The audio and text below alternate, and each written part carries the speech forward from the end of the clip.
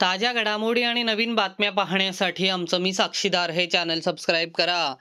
30 डिसेंबर रोजी सकाळी 7:30च्या सुमारास मुंबई पुणे महामार्गावर मुंबई लेनवर किलोमीटर 1.800 येथे खांदेश्वर पोलीस ठाणे हद्दीत ट्रक पलटी झाल्याची घटना घडली. यात चालक जखमी झाला आहे.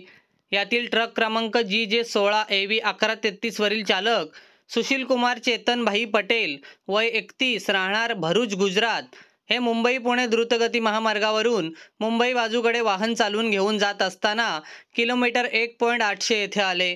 अचानक त्यांच्या ट्रकचा एक्सल तुटल्याने ट्रकचे टायर निघून पडले आणि त्यांचे ट्रकवरील नियंत्रण सुटून ट्रक डाव्या कुशीवर पलटी होऊन अपघात झाला.